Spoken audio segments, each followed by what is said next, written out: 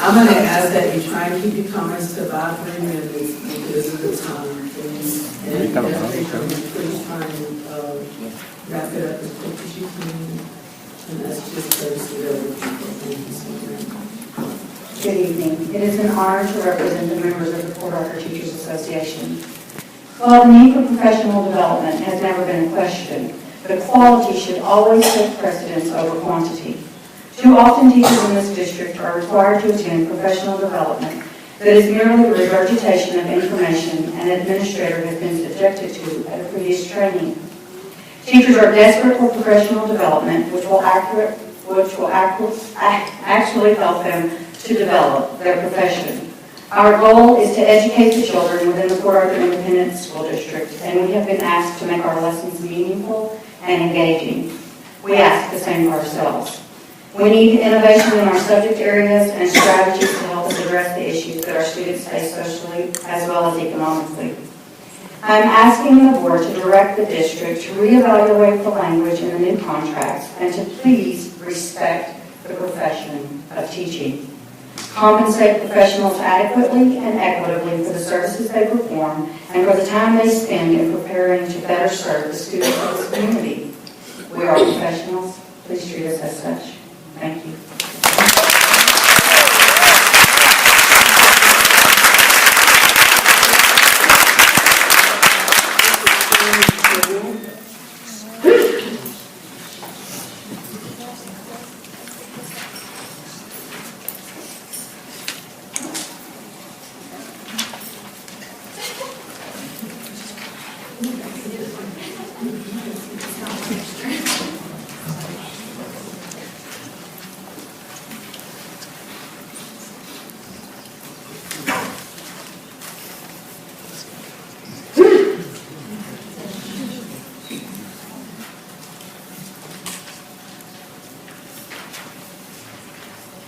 Good evening, Board President, Board members, and Dr. Brown. I'm Carolyn Sewell. I am a product of PAISD. I am a resident of PAISD, and for the past 25 years, I've been a teacher in PAISD. I appreciate the opportunity to speak to you on behalf of the employees of PAISD and the members of the Port Arthur Teachers Association. As a valuable employee to PAISD, I believe every employee deserves a voice when it comes to the responsibilities in their job. As you look out into the audience where our supporters are wearing red tonight, we ask that you revise the language in the teacher employment contract. We believe that this exploitive language in this contract, if left unchanged, will lead to abuses by district administration. Port Arthur Teachers Association and our staff affiliate, TSTA-NEA, would like to submit an addendum to the contract language. I'm handing you a paragraph 6.1 from the contract. This addendum modifies paragraph 6.1 of the employment contract by removing the italicized portion from the sentence.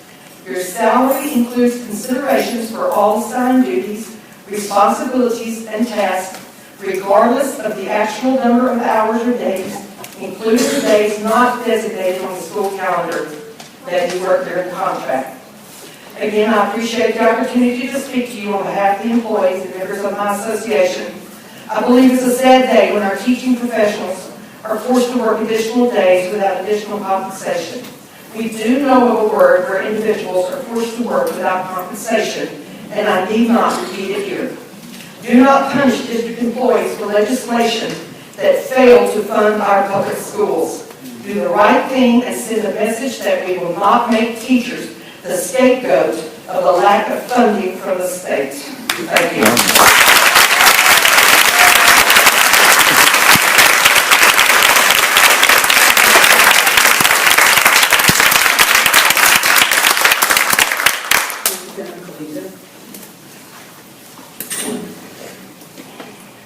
Thank you, Madam President, Board of Trustees, and Dr. Brown. My name is Wanda Kalita. I'm a lifelong citizen of Port Arthur, and I'm a teacher with the district at one of the better schools. I'll be here for two things. First, I'd like to expand on what Mr. Marks mentioned earlier, it wasn't planned, and request that the board reconsider policy BED local. BED legal states the district shall take no action abridging the freedom of speech, or the right of the people to petition the board for redress of grievances. U.S. Constitution Amendments 1 and 14. The definition of a bridge is to deprive, to diminish, or reduce in scope. I feel this is what's occurring in PAISD. To paraphrase, policy BED states, local, states that to address the board, I have to turn in a form to the board president or to Dr. Brown and to indicate my topic of discussion. Then the designee determines whether the person has attempted to resolve a matter administratively through proper channels established by policy. I fully understand the necessity of having a gatekeeper to protect confidential information and to inform citizens of policies and procedures. This protects me personally, and I think that's a good thing. The problem arises when we ask, how does the gatekeeper go about determining if a matter has gone through the appropriate channels? It should be a simple information gathering process and a referral process, right? Well, it isn't. It's much more than that. For me, it required 3 trips to Central Administration Building and 2 conferences with top administrators. That right there goes above and beyond what your policy states, as well as the intent of the policy, thereby creating an abridgment of our rights. There simply needs to be a better way to screen speakers who wish to address this elected Board of Trustees. I respectfully request that the trustees consider this issue. Next, I want to express my agreement with the other presenters regarding the contract language. There's no reason to include section 6.1 in our contracts. Let me put it in simple terms. The things I consider are legal, normal, assigned duties, responsibilities, and tasks. I didn't mind grading papers all night. I didn't mind going to tax night, going to my homeroom classes, programs at night, or attending open house at night. Didn't mind spending my entire Saturdays and or Sundays preparing 6-week lesson plans and simulating lessons for my students. Teachers don't mind doing those things we do for our students and their parents. What we do mind is being required to work for free to fulfill administrative needs, such as attending training on Saturdays or after school. That's not a duty, responsibility, or task. It has happened this year to teachers sitting right here in this audience.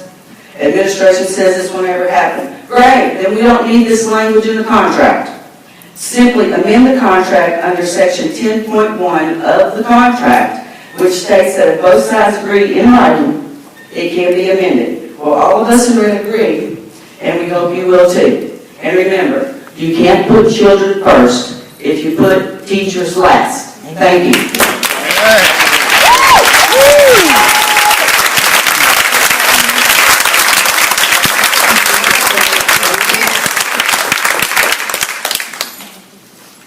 Mr. Charlotte Moses.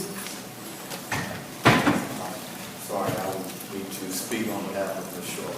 Come on,